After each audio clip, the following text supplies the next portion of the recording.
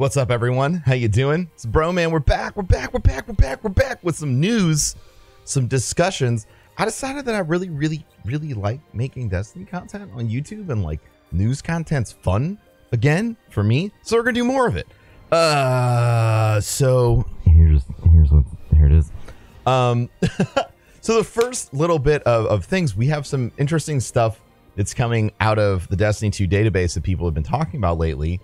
In July, there's going to be the launch of Solstice of Heroes. This is going to include the prestige mode raid of things, and obviously some other stuff. Prestige raid layers, 6v6 Crucible quick play.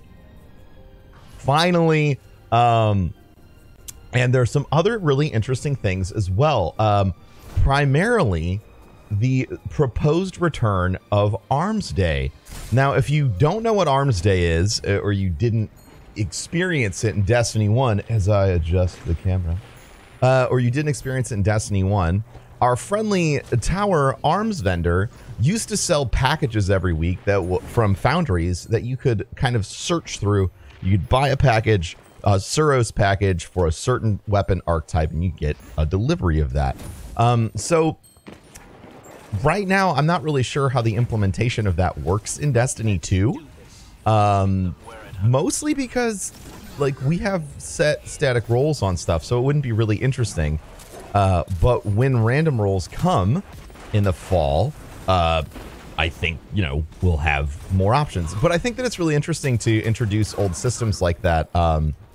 You know, our buddy in the tower, our arms vendor, who we feed an infinite amount of tokens and weapon parts to, and seems to be the main dump of a lot of our resources, and he's home for all of our mods.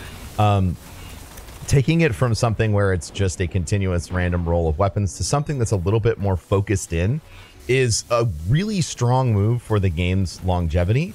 I think that one of the things that Destiny needs, all right, as much as we talk about random rolls, is like moments of control where you can give the everyday player an option to try and, you know, at least I know once a week I can pull this slot machine and hopefully get what I want. You know, this has been illustrated with Xur with the isochronal engine, Broman, Engram, that I think has been like a very interesting introduction to the game. You know, giving you one exotic that you don't have every week. Not bad. It's been very helpful for me on PC. I've managed to finally get things that I haven't been able to get, which is pretty interesting given how generous Destiny is with its drop structure. The other side of this is that there are some new exotic catalysts for the Hardlight, the Rat King, the Suros regime, the Prospector, the Fighting Lion, the Legend of Acreus, the Sleeper Simulant, and the Telesto. And I want to point out that the incredibly interesting part of all of this is supposedly the catalysts for the Acreus, the Sleeper Simulant, and the Telesto will be found in raids, supposedly. So the Acreus is obviously in Leviathan. The Sleeper Simulant, which is going to reduce charge time, supposedly, is going to be in Spire of Stars. And the Telesto, which increases your ammo reserves, will be in the Eater of Worlds raid. Along with that, the Rat King thing is interesting. Increased aim assist, reduced recoil, health regeneration when invisibility triggers, which is actually a big thing. And the big trigger for all of this and Armsday is the Hardlight. Improved weapon stability found in an Armsday, Arms Week activity, possibly a unique Nightfall strike. So maybe we're not getting Armsday. Maybe we're getting Arms Week. Maybe we're getting an interesting weapon-based weekly event like the Faction Rally, which, you know, we're doing right now. Or, you know, maybe it's latent leftover code. That's happened to us before, and that's fine. You know, some stuff ghosts all the way into the game.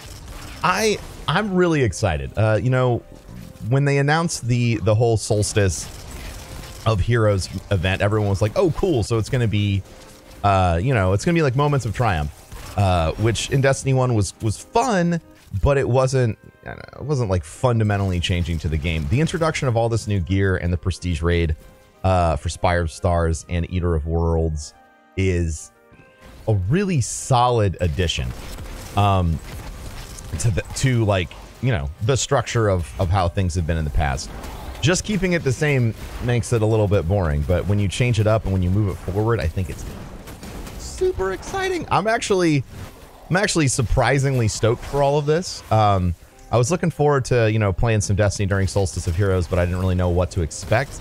Just hearing these few rumors really gets me amped, because it's new stuff to grind. It's new catalysts to get with direction.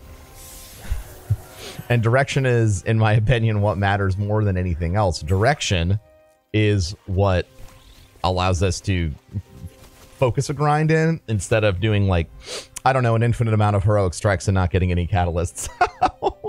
My soul. Ouch. Which, you know, I've gotten none of. Or I guess I got the Risk Runner. But yeah, I'm excited about everything that is proposed there.